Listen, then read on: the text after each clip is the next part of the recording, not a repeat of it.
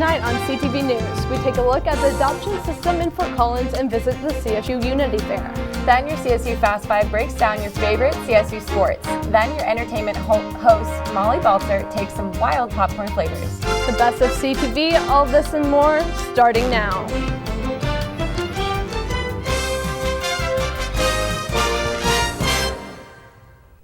Thank you for joining us on this chilly evening, CSU in Fort Collins. I'm Kay Bennett. And I'm Bailey Leakey. Police are investigating a string of 3 robberies in Loveland. Last night, the Loveland Subway sandwich shop was robbed by 1 suspect. Also this morning, 2 Loveland 7-Eleven gas stations were robbed by 2 suspects. It is unknown whether all of the robberies are related, but police are expected to release stills or video of the robberies soon. If you know anything about these events, you're advised to contact Detective Katie McDonald at 970-962-2061. We'll keep you updated on these stories. One of my favorite moments of the semester was my trip to the Unity Fair.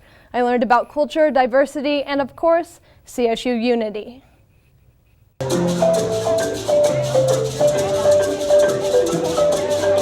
The World Unity Fair is a place where people can come and experience a variety of cultures. This year, the event united over 20 different culture and nationality groups from both the CSU and Fort Collins community. This is a very easy way to come and find out about other cultures, to hear other music, to learn about other types of dancing, and just to understand what life might be like for someone else living here in Fort Collins. Guests were able to travel around the world and visit different cultural booths. Each booth offered different types of food, provided educational information, and fun activities. People were also able to enjoy beautiful music and dance and shop at the International Bazaar. It's been cool seeing like all the different clothing and outfits because like you don't see that on a normal day around CSU. So yeah, just all the smells, everything smells so good. The Office of International Programs has a history of partnering with the Fort Collins International Center.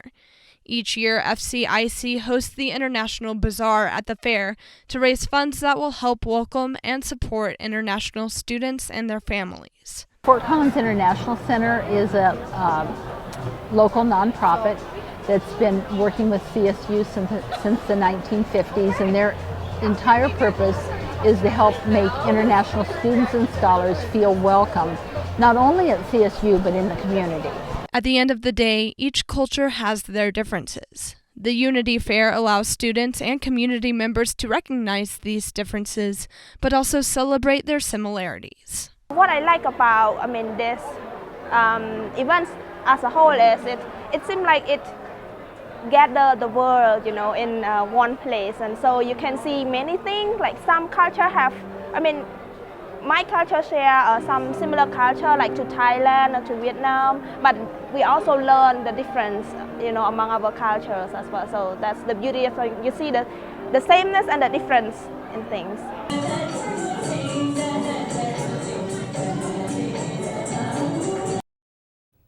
If you missed the World Unity Fair but are interested in learning more about the different cultures in the CSU and Fort Collins community, you can stop by the CSU Office of International Programs and get more information. The 99-year lease of the CSUA in Maxwell Natural Area is about to expire. In 2023, the lease will end, and the Fort Collins City Council, as well as the CSU Board of Governors, is looking into extending this lease, allowing CSU students access into the area. One of the options they're looking into is a permanent ownership of that natural reserve. Fort Collins police arrested a male suspected in an attempted murder case from eastern Colorado Tuesday morning. The suspect, Ian Packer, tried to hide from officers after allegedly stealing a car and breaking into a building near Poudre Valley Hospital. Packer had multiple warrants for his arrest and 35 felony charges from Yuma County. He was booked into Larimer County Jail. I learned some tough realities this semester. For instance, I learned that there is a serious need for more foster homes in northern Colorado. Star Wars is epic. 12-year-old Caden is just like every other boy, but his home holds a remarkable story. My mom is Alicia Cowper. My favorite color is pink. I was adopted when I was 4. Caden's mom is licensed to home up to 9 foster kids and currently homes 8. At just 16 months old, Caden was in a household where methamphetamine was cooked in the kitchen next to his high chair. Clearly, he was in a dangerous situation. I was put in a basement, a dark basement. I was locked in the basement. Today, Caden is thankful. I just went to a foster home, and that was my family right off the bat. That's the family that God planned for me to go to. A rare story compared to most foster kids who grow up moving home to home. Alicia Cowper says that each one leaves a mark on her heart. I will not replace your mother, but I will mother you. Case manager Debbie Ciancio says that adults need to get past the stigma towards foster kids and open up their home to help a child looking for a family. And we need foster parents. We need good parents who would really want to make a difference in a child's life. One CSU sophomore was taken away from her parents at 8 years old and found her voice from what she went through. I learned to love myself because it was really hard growing up and not realizing what happened and knowing the truth and just thinking it was my fault. And my foster family, they just really helped me understand that it wasn't my fault and that it's your parents' decisions, not yours. A similar lesson that Caden experienced. And now his home is filled with laughter, puppies, and most importantly, a loving family. For more information about the foster system or if your family is considering fostering, the Cowpers recommend Frontier Family Services. Well, it's truly been a great semester, I have to say. From our news family to yours, we hope you have a wonderful holiday season. Up next is Madison Sloan with your weekly weather forecast. Stay tuned. Tune in to KCSU, your student-run radio station at Colorado State University. Live 24 hours a day, every day at 90.5 FM and kcsufm.com. Live local new music now, and news, talk, and sports. KCSU, the radio voice of Colorado State, on the air since 1964. You're watching CTV, produced by Colorado State University students, bringing you news, weather, sports, and entertainment from campus and beyond. CTV live Monday through Thursday at 7 p.m. on campus and Fort Collins on Channel 11. Repeats at midnight, 8 a.m., noon, and 2 p.m. The Rocky Mountain Collegian is your student-run news and information platform. Pick up your paper on campus or around Fort Collins Monday through Thursday with special editions Fridays. And check out collegian.com anytime for all the latest updates. News, sports, entertainment, opinion, and more. The Rocky Mountain Collegian, serving Colorado State since 1891. College Avenue has been your student magazine for the last 10 years. College Avenue prints once a month covering topics that are relevant to the CSU and Fort Collins community. We also print special editions like the graduation guides at the end of each semester, the best of CSU each fall, and the orientation guide each summer. Look for us on racks around campus, off campus, or online at collegian.com under the College Avenue tab. Welcome back. I'm Madison Sloan with your weather forecast this evening. Currently we're about 34 degrees with wind from the east about 6 miles per hour. That will be cooling us off this evening. Around 9 o'clock it will drop down to 30 degrees, but we will have clear skies. Looking later into the evening, 11 p.m., clear skies still, but 28 degrees. For a low in Colorado, in Fort Collins, we're going to have 24, 25 in Denver, 24 in Colorado Springs. Across the eastern plains, 16 in Lyman, 24 in Sterling, and then moving towards the western slope, 12 in Vail, 12 in Craig, and 24 in Grand Junction. Now, when you leave tomorrow morning, it will be a little bit chillier than what we saw this morning, but we won't have any cloud cover, so it will warm up to 37 around noon and 39 around 4 p.m., but then the cloud cover will return. If we take a look at our highs all across the state tomorrow, Fort Collins 43, Denver 44, Colorado Springs 46, the Eastern Plains 42, 44 in Burlington, across the western slope 39 in Vail and 45 in Grand Junction. So as we look into the rest of the week, we will be warming up Thursday and Friday. Saturday there will be a chance for storms, but moving into the beginning of next week it will stay warmer than what we've been seeing lately, which is a bright look for our future. It's been a pleasure doing weather for you this semester. Up next is Brett and Olivia with sports. Me and my boy Matt had it good. He had catnip that was off the hook. But one day, he brings a girl home, and she's allergic to cats. Every sneeze was a nail in my coffin. Now I'm in a shelter. It's decent, but they don't even have Wi-Fi.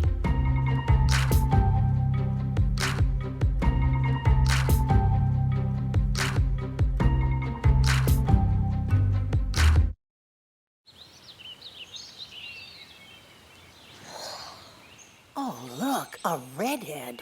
Staring contest?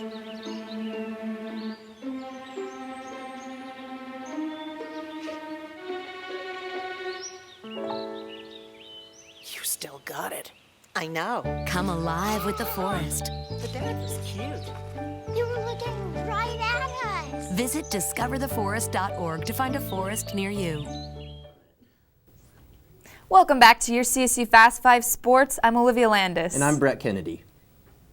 The Colorado State Rams football team is going bowling. Finishing with a 7-5 regular season record, the team will head to a bowl game for the third year in a row. The Rams are coming off a 34-31 come-from-behind win against Fresno State this past Saturday. It's been a busy week for this team. Joe Hansley won Mountain West Special Teams Player of the Week, Rashard Higgins earned first-team All-Mountain West honors, and Sam Carlson was one of 23 players invited to the NFLPA Collegiate Bowl. CSU's decided bowl and opponent will be announced this Sunday. The Colorado State men's basketball team will play Long Beach State at Moby Arena on Thursday night. The Rams are coming off a 99-90 double overtime loss to UTEP. Then on Sunday, the men will take on the CU Buffs at home. Speaking of which, the women's basketball team is currently underway in a game against Colorado at home. Unlike the men, the women's team is coming off a double overtime win versus Navy. After its game tonight, the team will take on Northern Colorado on the road next Tuesday. The number 12th ranked Colorado State volleyball team looks to compete in its 21st straight NCAA tournament, beginning its trip in Palo Alto, California to take on Loyola Marymount. The announcement came Sunday evening on ESPNU, where CSU and Loyola Marymount are expected to face off in the first round of the tournament on Thursday at 5:30 p.m. Mountain Time and 4:30 p.m. Pacific Time. If CSU advances to the second round of the NCAA tournament, the team would play the winner of the number 6th ranked Stanford and New Mexico State game. The Rams enter the postseason on a 20-match winning streak while also having recently claimed their 7th straight Mountain West title. To top it off, senior Adriana Colbert earned the honor of Mountain West Women's Volleyball Player of the Year on Monday. This marks the 7th straight season a Colorado State student-athlete has been awarded the honor. Now, Brett and I have had some pretty memorable moments this semester at CTV, but I think our collective favorite moment was when we got a little competitive. What's up, Rams? I'm Olivia Landis. And I'm Brett Kennedy. And in light of homecoming weekend, Brett and I decided to have a little bit of a challenge amongst each other. We're going to do some sports challenges to see who's better at what sport. We've got soccer. We've got basketball. We've got football. And we've got volleyball. You guys decide who's the better athlete. Let's do this. Catch. Ah. Made it. First up is soccer. And the challenge is to shoot on a lacrosse goal because we're going to measure our accuracy. As you can see, these goals are pretty small, so it's harder to make it.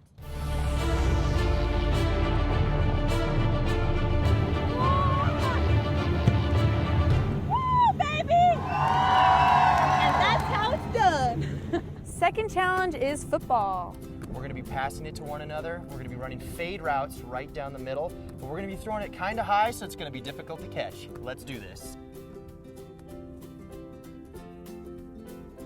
Oh, there it is. Now, set, ice.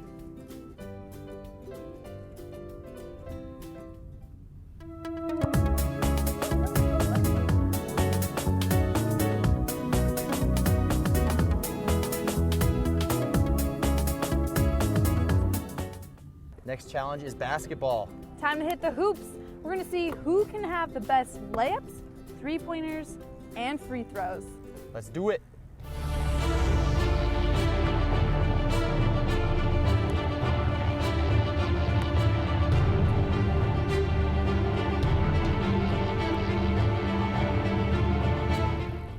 Curry, baby.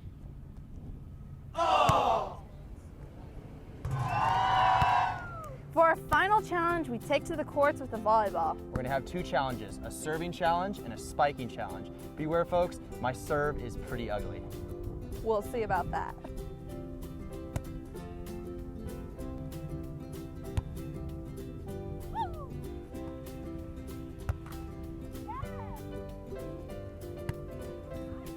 Well, sadly, that concludes our sports challenge. And it looks like Olivia won. Sorry, Brett. Until next time. Well, Brett, even though you didn't win the sports challenge, I do think your dance moves took it home. Those were pretty good, but you had to bring that back up again. We had fun, though. It was a good time. Well, that does it for us. Molly Baltzer is up next with your entertainment segment. We'll be right back.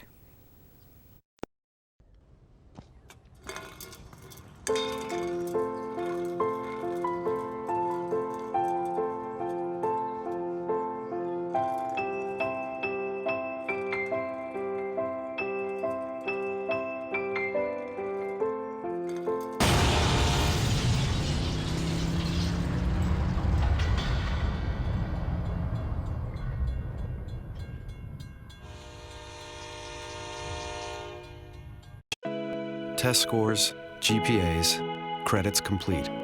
They say what you've done, but they're only part of who you will become. With each new experience, discovery, and triumph, you become who you were always meant to be. And what you'll remember most is your state of curiosity, state of unity, state of awe.